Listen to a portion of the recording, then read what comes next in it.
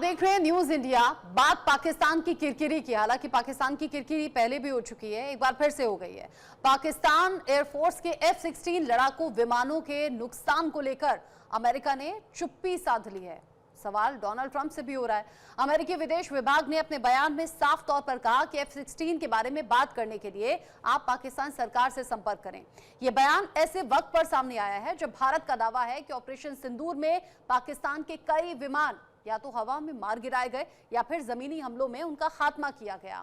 इसी को लेकर अगले कुछ मिनट हम खास मेहमानों के साथ इस पर बात भी करेंगे। लेकिन कैसे F-16 को मार गिराने को लेकर अमेरिका चुप्पी साध रहा है या पाकिस्तान के पाले में गेंद फेंक रहा है, रिपोर्ट देखिए।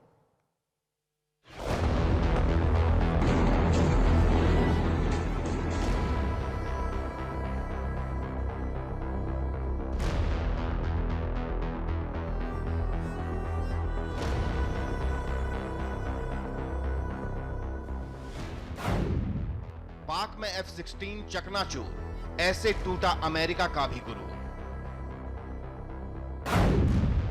ऑपरेशन सिंदूर में धूल चटाई, पाकिस्तान ने अमेरिका की नाक कटवाई। F-16 पर ट्रंप की चुप्पी, पाकिस्तान की किरकिरी। पहलगाम में हुए कायराना हमले के बाद पाकिस्तान में मौजूद आतंकवादियों पर भारत की तरफ से ऑपरेशन सिंदूर लॉन्च किया गया। भारत ने इस ऑपरेशन के दौरान बड़ी तादाद में आतंकवादियों को मौत के घाट उतारा। साथ ही जवाबी कार्रवाई में पाकिस्तान ने इस्तेमाल किए गए कई विमानों को भी ढेर कर दिया गया।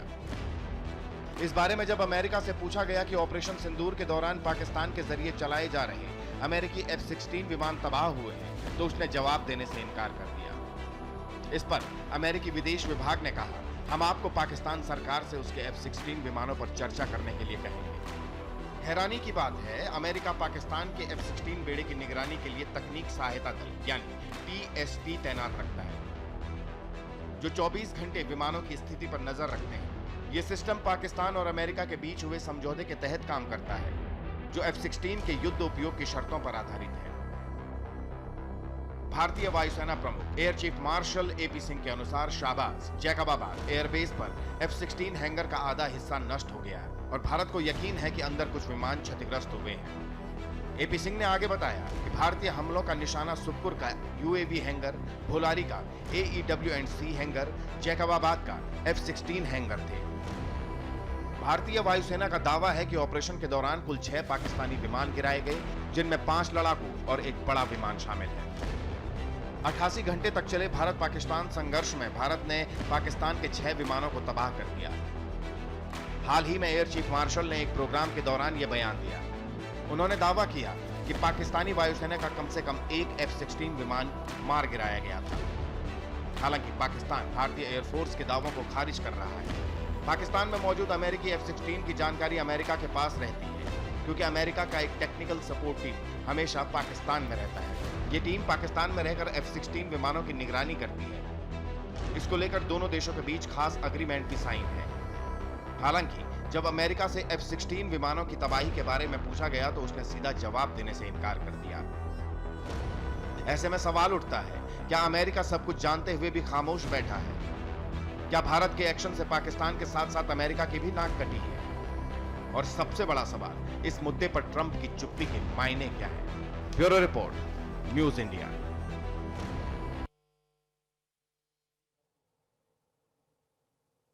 भारत पाकिस्तान के बीच में जब पिछले दिनों टेंशन रही, यानी कि 22 अप्रैल पहलगाम में हुई आतंकी घटना और उसके बाद में एंटी टेरर ऑपरेशन का तेजी से आगे बढ़ना, न सिर्फ देश में बल्कि सीमा के उस पार बैठा हुआ पाकिस्तान जो कि आतंक को पालने का काम करता है। पहलगाम आतंकी घटना से जिसका कनेक्शन निकलकर सामने आया, जब ऑपरेशन सिंदूर लॉन्च किया गया तो फिर पाकिस्तान में जगह जगह तबाही देखी गई और उसी दौरान भारतीय वायुसेना ने दावा किया कि पाकिस्तान कि वायुसेना में शामिल F-16 को मार गिराया गया। और जब ये सवाल अमेरिका से पूछा गया तो अमेरिका इस पर चुप्पी साधता हुआ नजर आया या फिर ये कहता हुआ नजर आया कि इस बात के बारे में आप पाकिस्तान से वेरीफाई कीजिए, पाकिस्तान से बात कीजिए। तो ऐसे में F-16 जो कि अमेरिका का है, जो कि पाकिस्तान की वायुसेना का हिस्सा है, अगर F-16 मार गिराया जाता है तो जाहिर सी बात है ये सीधे तौर पर अमेरिका से भी सवाल है। डोनाल्ड ट्रंप जो कि रह रहकर भारत पाकिस्तान के बीच में टेंशन को खत्म करने का क्रेडिट लेते हुए नजर आए, जो ये दावा करते हुए नजर आए, 30 के करीब उन्होंने बोला, 30 बार के करीब उन्होंने बोला कि हाँ, भारत पाकिस्तान के बीच में सीज फायर कराने में उनका हाथ है। लेकिन F-16 पर आखिर क्यों ट्रंप चुप हैं या फिर क्यों अमेरिका चुप है, ये सवाल बड़ा है।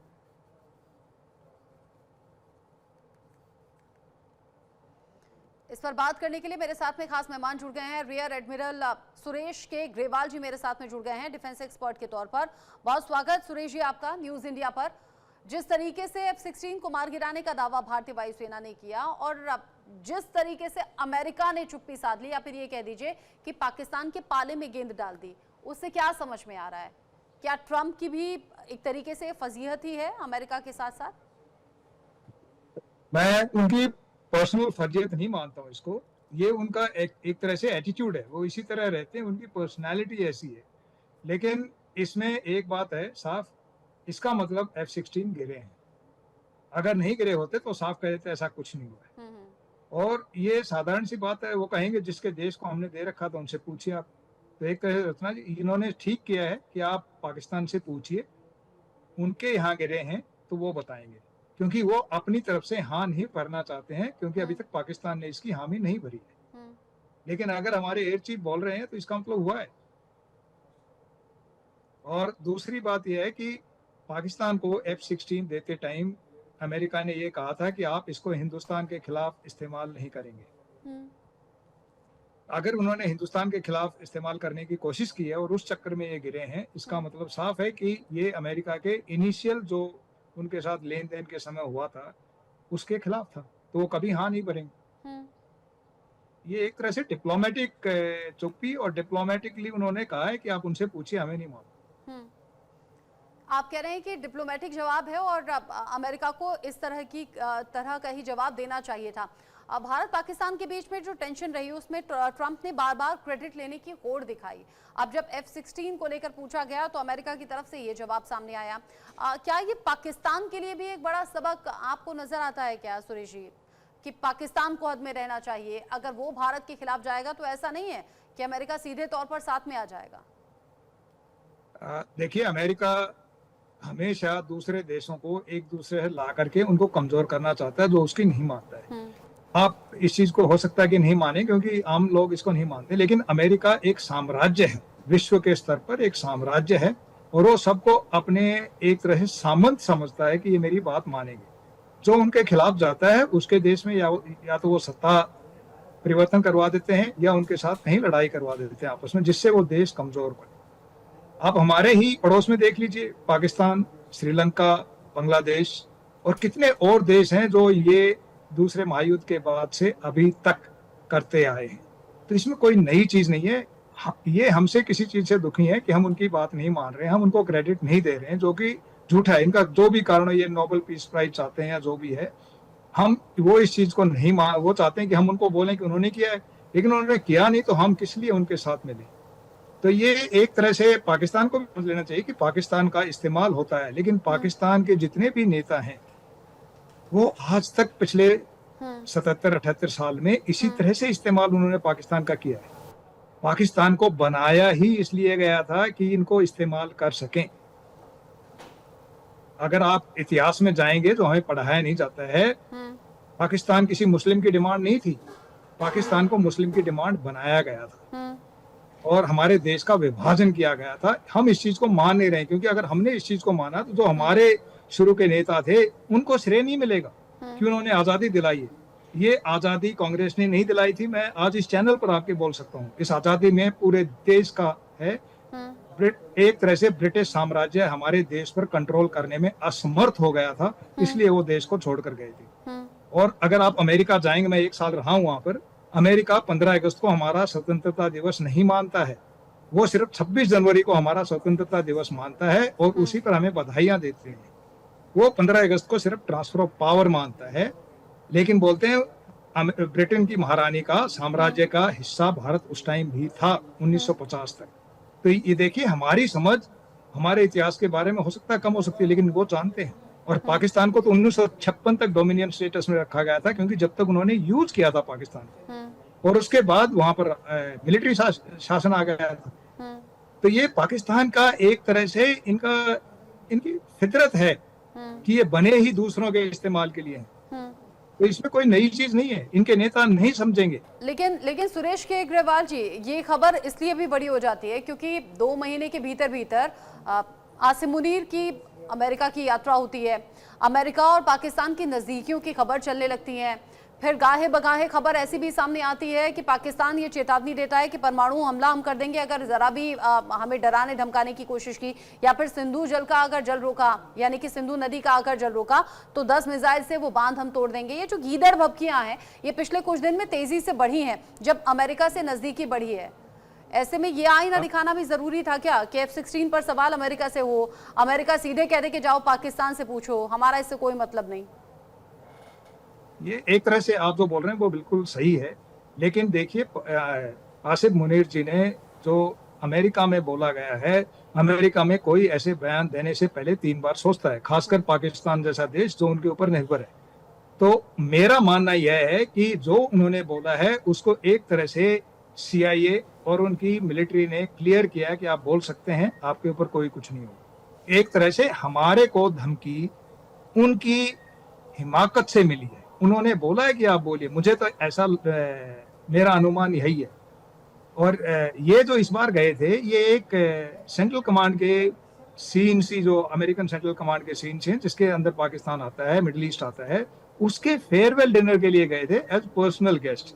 ये कोई अमेरिकन न्योता नहीं था। और एक तरह से अगर ये फील्ड मार्शल हैं तो एक 4 स्टार जनरल के जाना इनके लिए बेसिकली जूनियर के लिए जाना हुआ। उनको इन्होंने थोड़े दिन पहले पाकिस्तान का भी सबसे ऊंचा जो है सिविलियन अवार्ड दिलवाया था। तो ये एक तरह से पाकिस्तान को इनकी आर्मी इस्तेमाल करती है, दूसरे देशों को इस्तेमाल करने देती है। अगर हम बोले कि आज आसिफ मुनीर पाकिस्तान के अवाम के लिए बोल रहा है तो मैं इस चीज से सहमत नहीं हूँ, क्योंकि उन्होंने कभी उनकी अवाम के लिए कुछ बोला ही नहीं। ये मेरा मानना है। और एक तरह से ये आईना दिखाया गया है पाकिस्तान को। मैं तो बोलता हूँ ये आईना हमने अमेरिका को दिखाया एक तरह से। NDTV जिसने भी पूछा है कि F-16 गिरे क्या, एक तरह से ये दिखा दिया कि आप उनका इतना साथ दे रहे हैं, आपने ये संधि करवाने की कोशिश की थी, तो आप बताइए F-16 गिरे थे क्या? तो उन्होंने कहा पाकिस्तान से पूछिए। एक तरह से अमेरिका को आईना दिखाया है, ना कि पाकिस्तान को सिर्फ।